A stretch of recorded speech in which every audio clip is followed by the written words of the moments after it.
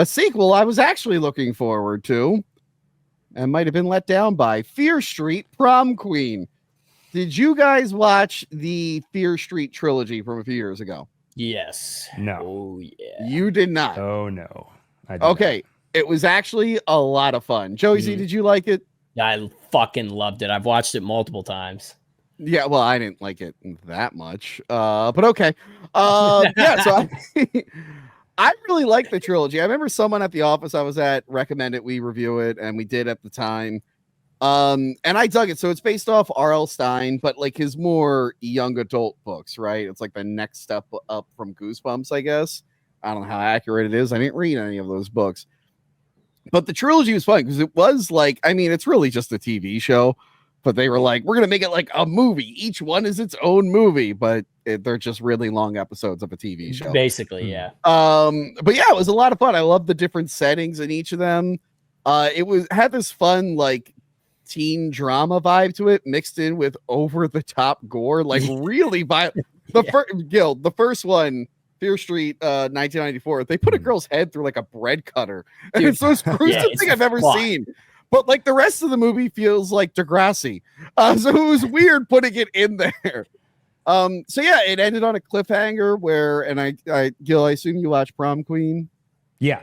Okay, yeah. There was like a curse that was the reason everyone goes insane. And they mentioned it in Prom Queen, and I don't know why, because that has nothing to do with that curse. The movie ends with like someone getting this evil book and they're going to do more spells. And then none of that is brought up in Prom Queen. They mentioned the town that someone goes crazy and kills people every year.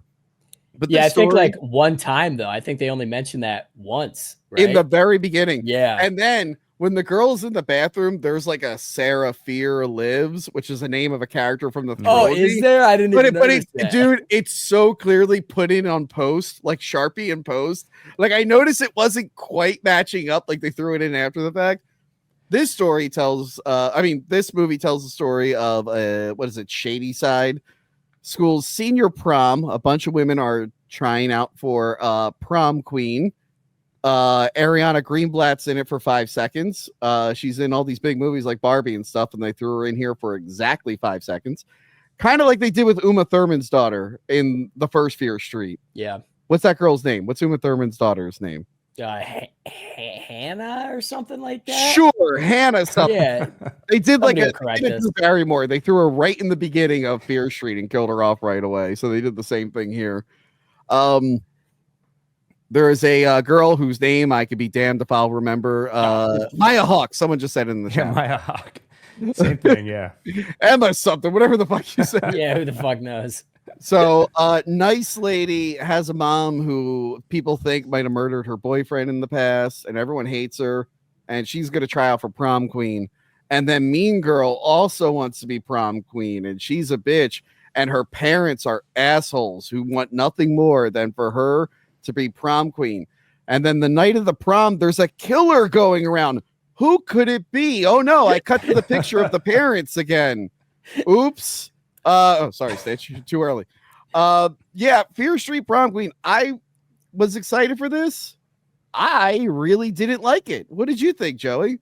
No, I didn't like it at all. I will give a memorable mention to, or an honorable mention to The Mask. I think The Mask is sick. Yeah. But like, it's just your typical teen slasher. The acting was fucking horrible. And the initial ending, like there's two parts to the ending. Yeah. The initial ending is so fucking predictable and stupid. Yeah. But surprisingly, like the second half, like I saw it coming, but it was kind of cool. Yeah. Like the scene when they're in the closet hiding, and then I knew that was gonna happen. It was just kind of like I didn't think it was gonna happen right there. But the effects were terrible. The effects weren't even like the kills weren't even that good. And I'm glad you brought up predictable, because like the whole time I'm like, this is too predictable. Obviously, they're going to throw us a curveball, and we never get a curveball. It just plays the way that you would predict it, which isn't fun. No, not at all. The one thing I do like is I do like how they spaced it out a little bit. They at least tried. But God, it didn't. I will not watch this again. No, I'm not convinced that they tried. I'm not going to give them that. Bill, as someone who didn't watch the trilogy and went in blind, how did you feel about this one? Yeah, I was gonna say, like, the nicest thing you can say about it is that it does portray moving images on screen, and it technically has characters. It is a movie. Yep. But it's funny though, you were saying that the original series was more like long TV episodes that they kind of turned into a movie. Yeah, and that's like, I mean, they were kind of like short movies, not like short films, but like not like super long movies. But they were pretty tight. Led into each other. I think that's another thing. Why didn't they do the trilogy thing again? I mean, it felt like they didn't really have enough story to justify one movie. I don't know how they would have stretched this into 3. Yeah, dude, they stretched it too much. Yeah, and it's weird that it's even in the same universe because it has nothing to do with the Evil Curse book or anything with that. Yeah, even based on what you guys are saying, it sounds like Netflix got a script for some generic slasher, and then like, how do we get people to watch this? Oh, yeah, that's a good point. Yeah. Here's what I want to know. I realize that Chris Klein will probably be in something like this. What happened to Catherine Waterston? Like this, and the last movie I saw her in was Afraid, the AI house movie. I watched that on a plane back from Los Angeles, and I even though it was free, I wanted my money back. That movie was terrible. This is terrible. Did everything just go downhill after Alien Covenant? I feel like she was in big things like the Harry Potter and stuff, and now she's in this. It's disappointing. The whole thing is disappointing. I really did not like it. I don't know. They should have just did a trilogy again. Had it tie into the mythology a little bit. Yeah, they just expanded it more. You're right. There's no real reason to mention any of the mythology when this is an isolated incident that had nothing to do with it in the same town. It's like they had the idea like when they were in post already, and they're like, just overdub in a fucking line there in the beginning and put it on the bathroom wall. Like that was it. Yeah. I was also talking about the acting earlier. Yeah. And you described it as like Degrassi, but then every once in a while it gets really violent. Yeah. I felt the same way. Like anytime someone cursed, it sounded like just as awkward and unnatural as when I curse. It didn't sound right at all. It was so weird. I feel like that is a good summation of the whole movie. I just don't know what they were going for. Like it doesn't know if it wants to take itself seriously or be a straight up comedy, because it's not trying that hard to be funny, except every once in a while the principal going, "Wowzers." Yeah, dude, when he got his fucking arm cut off. It was a little tongue in cheek with the other 3. It would go back and forth between being serious and then really funny, but I guess it worked. The balance worked for those 3. You're right. It didn't work here. It didn't work here. And I really just didn't care about any of the characters. No, like, dude, especially fucking Juliette Lewis lookalike over here. Like she was terrible, dude. When they do the introduction at the beginning of like, she's the one who sells pot. She's the one who starts all the rumors, and she's this. And you immediately forget what all like the defining characteristics were for each of them. Like none of that mattered at all. We could have skipped past all of it. Yeah. Also, I guess I just don't remember prom really.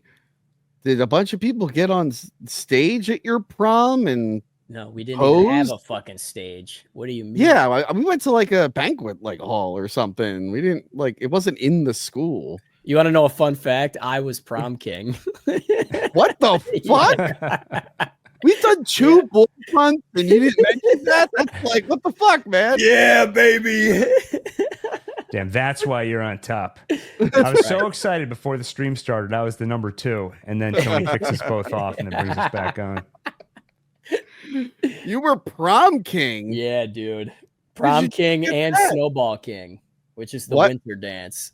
Oh, I'm sorry. You said snowball, and I thought of Clerks, and I went, Joey. Oh no, Joey, 5 months over. You don't have to bring that up now. You don't even bring that up now. What the hell, Joey? Why would you say that? See, that's another one. Gil looking like, oh boy, I know you watch Kevin Smith movies. Fuck you. I have no idea what you're talking about. That was a funny joke, you asshole. But yeah, if you like the trilogy, don't watch this. I imagine it won't lead into anything if they make more. Also, if you don't like the trilogy, don't watch it. If you don't like the trilogy, I didn't expect you guys to watch it, really.